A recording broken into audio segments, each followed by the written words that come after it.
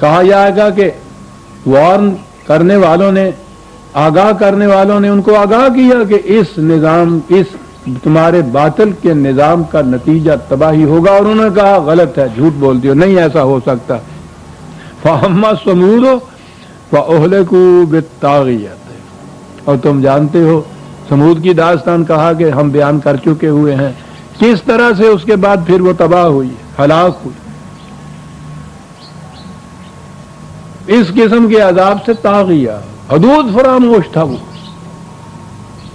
آگے بڑھ کے لپک کے جھپٹ لینے والا، جیسے کہتے ہیں نا، کہ یوں نظر آتا تھا کہ ابھی دور ہے مجھ سے وہ بھیڑیا یا وہ شیر، لیکن انہیں پتہ نہیں کیا بات طاغیہ کی ہے کہ وہ لپک کے جھپٹ کے پکڑ لینے والا جو تھا عذاب۔ وہ تباہی کا انجام جب قریب آتا ہے تو پھر وہ اسی طرح سے آتا ہے، جھپٹ لیتا ہے لپک کر، وہ اس عذاب سے پکڑے گئے۔ وَأَمَّا عَادٌ فَأُهْلِكُوا بِرِيحٍ صَرْصَرٍ عَاتِيَةٍ، وہاں وہ اس قسم کا جھکڑ چلا کہ زندگی کا نام و نشان تک اس نے مٹا دیا۔ دیکھیے قوموں کا ذکر ہو رہا ہے، بتایا تھا کہ تمہیں خدا بتائے گا کہ الحاقہ کیا ہوتا ہے، کہا یہ ہے الحاقہ، یہ ہے حق، یہ ہے حقیقت ثابتہ جو محسوس طور پہ سامنے آ گئی۔ سخرها علیہم 7 لیال و 8 ایام حسوما، وہ ان کے اوپر چلتی رہی 7 دن 8 راتوں تک وہ، اور اس کے بعد حسوم کے، انہی کو نہیں، ان کے نام و نشان تک کو مٹا دیا۔ 600 سال تک اسپین میں مسلمانوں نے حکومت کی، اس انداز کی حکومت کے تاریخ اس کی مثال نہیں بیان کر سکتی۔ ان کے ہاں کی عمارات ساری دنیا کے لیے وجہ جاذبیت بنی ہوئی ہیں۔ آج بھی اسپین کی، اس اسپین میں یہ الحمرا وغیرہ کے قصر اور مسجدیں جو ہے ان کو دیکھنے کے لیے دنیا جاتی ہے۔ 500-600 سال تک حکومت کرنے والی قوم کی ایک قبر وہاں موجود نہیں ہے اسپین میں۔ حسومن، تم تو ایک طرف تمہارا نام و نشان مٹا دیا۔ حذر ہے چیرہ دستاں، سخت ہیں فطرت کی تعزیریں۔ کہا وہ کیا چیز تھی؟ حسومن فطر القوم فیہا سرعا، اگلی بات بھی ہے، کانہم اعجاز نخل خاویہ، کہا یوں نظر آ رہے تھے جیسے عربوں کے ہاں تو کھجور ہی کی مثال ہے، سب سے زیادہ گہرائی میں جس کی جڑیں ہوتی ہیں، یہ وہ درخت ہوتا ہے، عام آندیاں تو اس کا کچھ بگاڑ ہی نہیں سکتی، اور یہ ہزار سال سے ہوئے۔ یہ عربوں نے آ کے سندھ میں وہ پہلے جب آئے ہیں تو یہاں ہمارے ہاں تو کھجور ہوتی نہیں تھی، انہوں نے کھجور کے درخت بوئے، ہزار سال سے وہ کھجور کے درخت کھڑے رہتے۔ کہا اس قسم کے درخت اس طرح سے تھی یہ قوم اور اس کے افراد کھڑے ہوئے جو سمجھ رہے تھے کہ ہماری جڑی مضبوط ہیں۔ کہا وہ ٹھیک ہے، نظر تو ایسے ہی درخت تھے وہ، لیکن وہ اندر سے کھوکھلے ہو چکے ہوئے تھے۔ آہا، نخل خاویہ، اور اس کے بعد وہ ایسا جھکڑ آیا کہ وہ گر گئے جس طرح سے کہ سارا میں کوئی گر جاتا ہے، بالکل مرگی پڑی ہوئی کسی کی، یوں گر گئے وہ کھوکھلے، وہ کھجور کے تنے جو کھوکھلے ہو چکے تھے اور ان کو نظر نہیں آتا تھا کہ یہ کھوکھلے ہو چکے ہیں، وہ ایک ہی لغزش سے، ایک ہی اس قسم کی آندھی سے، تباہی جب آتی ہے، گر پڑے اور ایسے گرے جیسے جڑوں سے کھجور کے تنے اکھڑ گئے ہوں۔ اور اس کے بعد ہم سے پوچھتا ہے وہ قرآن، فَهَلْ تَرَىٰ لَهُم مِّن بَاقِيَةٍ، کیا ان میں سے ان کا کوئی نام و نشان بھی نظر آتا ہے تمہیں؟ کہا یہ ہے الحاقہ۔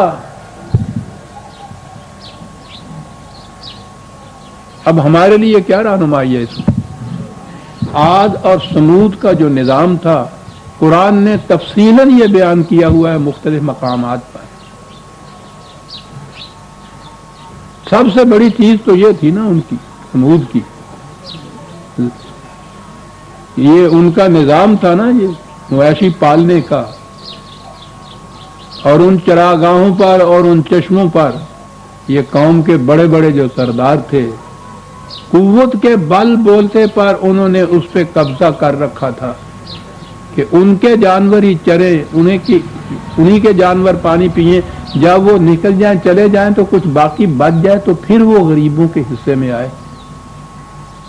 یہ تھا وہاں کا اقتصادی اور معاشی نظام، یہ طبقات تھے وہاں کے، یہ کسی کے جانور کو قریب نہیں آنے دیتے تھے۔ حضرت صالح نے یہ کیا کہا تھا ان سے کہا تھا کہ یہ چیز غلط ہے روش تمہاری۔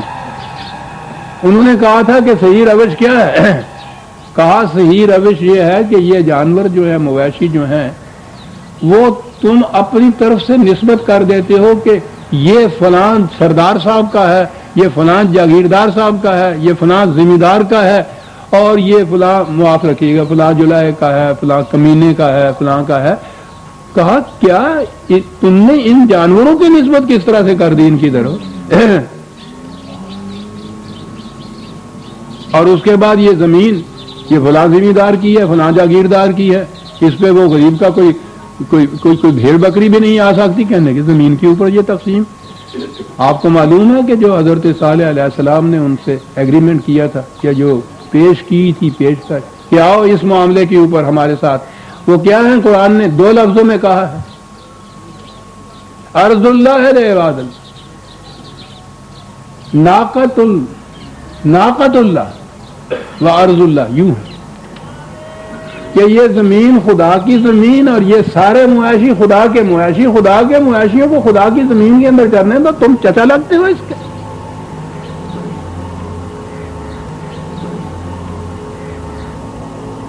زمین اور اس کے ذرائع کی ذاتی ملکیت کو ختم کر کے رکھ دیا قرآن نے۔ ہر متنفس سانس لینے والا جسے خدا نے پیدا کیا ہے وہ خدا کا بندہ ہے، خدا کی مخلوق ہے۔ کہا ارض بھی اللہ کی پیدا کردہ ہے، اس کی ملکیت ہے، خدا کی زمین میں خدا کے بندے۔ وہاں تو معاملہ صرف مویشیوں کا تھا، اس لیے ناقہ کا ہی لفظ آیا ہے، اور اس کی وسعت پھر نبی اکرم صلی اللہ علیہ وسلم کے ہاتھوں جو انقلاب متشکل ہوا ہے، حضور نے اس کی اور وسعت کی، اور وہ یہ تھی کہ بندے خدا کے بندے، زمین خدا کی بندی، خدا کی ملکیت، خدا کی زمین میں خدا کے بندے بے روک ٹوک چلیں گے۔ تو جب یہ کہا کہ تمہیں معلوم ہے کہ عاد کا کیوں یہ حشر ہوا، سمود کا کیوں حشر ہوا، تو یہ قرآن نے پہلے بتایا ہوا ہے۔ اب ہمارے لیے یہ داستان جو ہے یہ محض تاریخی واقعات نہ رہے، بلکہ ان واقعات سے جو قرآن نے نتائج مستنبط کیے وہ اصول بن گئے زندگی کا ہمارے لیے، کہ خدا کی پیدا کردہ چیز کسی کی ذاتی ملکیت نہیں ہو سکتی، وہ تمام نوع انسانی کے لیے کھلی ہونی چاہیے۔ یہ اصول آ گیا تھا۔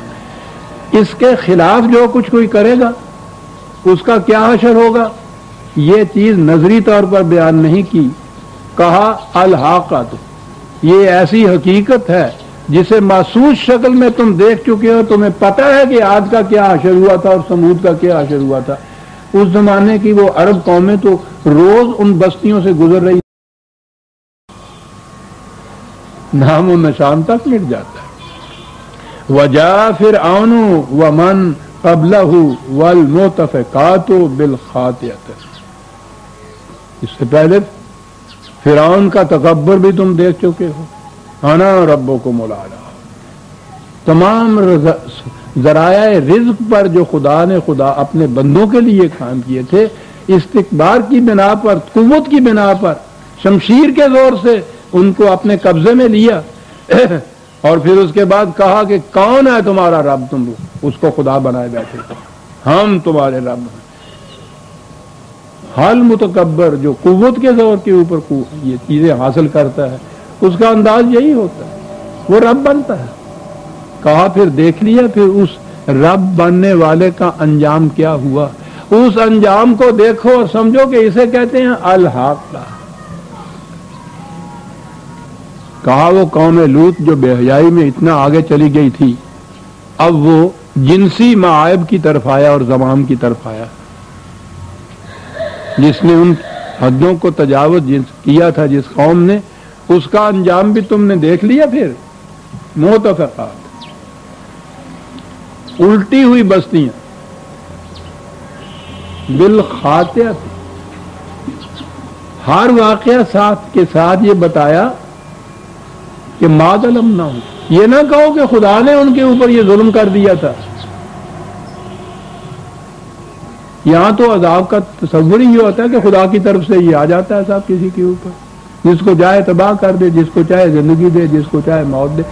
ہر تباہی کے بعد خود بتا دیا کہ اس کی وجہ یہ جرم تھا ان کا، کہا ہم نہیں کسی پہ ظلم کیا کرتے، ولیکن کانوا انفسہم یظلمون، وہ اپنے آپ پر خود ظلم کیا کرتے تھے۔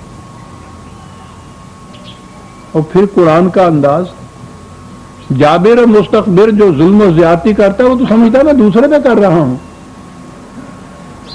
قرآن کہتا ہے یہی تو غلط نگہی ہے، وہ دوسرے پہ نہیں اپنی ذات پہ ظلم کر رہا ہوتا ہے۔ اور پھر وہ اس ظلم کے ایک ایک لفظ میں یہاں بات بتا دی کہ وہ کیا جرائم تھے ان کے، اس غلط نظام کی اہم خصوصیات کیا تھی، اور کہا ان کی وجہ سے یہ تباہی آئی ہے۔ یوں ہی نہیں کہ بیٹھے بیٹھائے خدا نے حکم دیا فرشتوں کے الٹ دو اور الٹ دیا، یہ تو اس عمل کے اندر پوشیدہ ہوتی ہے چیز خود، جیسے وہ سنکھیا کھانے سے سنکھیا کے اندر یہ چیز ہوتی ہے نا کہ وہ ہلاکت کر دیتا ہے، غلط نظام کے اندر یہ چیز ہوتی ہے کہ اس سے تباہی آتی ہے، قوموں کی مملکتیں تباہ ہوتی ہیں، حکومتیں الٹ جاتی ہیں، اور یہ جس انداز سے الٹتی ہے اور پھر تم خود دیکھ سکتے ہو کہ اس کا انجام کیا ہوا تھا۔ یہ ہے الحاقہ۔ اس کے برعکس جو لوگ خدا کے صحیح نظام پر ایمان رکھنے والے ہوتے ہیں وہ کہتے ہیں کہ ان کو ہم نے تم نے پتہ ہے، انا لما تغل ماؤ حملناکم فی الجاریۃ، وہ حضرت نوح کا قصہ یاد رکھو کہ جب وہ سیلاب کی طغیانیاں آئی تھی تو وہ کس طرح سے وہ غرقاب ہوئے، لیکن وہ جنہوں نے خدا کے صحیح نظام کی صداقتوں پر جو ایمان لائے ہوئے تھے وہ اس میں سے بچ گئے اور نکل کے دوسری طرف چلے گئے۔ اب یہاں ایک لفظ بڑا غور طلب ہے، بات حضرت نوح علیہ السلام اور ان کی قوم کی ہو رہی ہے۔ کہا یہ ہے کہ انا لما تغل ماؤ، جب پانی حد سے بڑھ گیا، طوفان کی طغیانیاں نامحدود ہو گئیں، اتنا زیادہ بڑھ گیا، حملناکم فی الجاریہ، ہم نے تمہیں کشتی میں سوار کرا دیا۔ سوال پیدا ہوتا ہے کہ وہ تو پتہ نہیں کتنے ہزار سال پہلے کی قوم تھی نوح، اس قوم کو کشتی میں سوار کرایا تھا، یہاں کہتا ہے ہم نے تمہیں پھر کشتی میں سوار کری ہے۔ یہ تمہیں کیا ہے؟ یہ وہی ہے کہ دنیا میں پہلے دن سے لے کے آخری دن تک جو قوم جو فرد بھی خدا کی صداقتوں پر ایمان لاتا ہے وہ ایک قوم بن جاتا ہے، ایک گروہ بن جاتا ہے۔ اس لیے کہا کہ بات نوح کی ہے، کہا تمہیں ہم نے کشتی میں سوار کرا لیا تھا نا۔ آہا، کس قسم کی برادری بناتا ہے قرآن، ہم اثر اقوام ہی کی نہیں، مخاطب اقوام ہی کی نہیں کہ وہ انہیں تم کہے، وہ تو انسانیت کو کہتا ہے۔ کان الناس امۃ واحدہ، پوری نو انسانی ایک برادری ہے، ایک امت واحدہ ہے۔ تو وہ انسانیت میں یہی نہیں کہ یہاں سے شروع کر کے آگے پیچھے سے بھی جو انسانیت چلی آ رہی ہے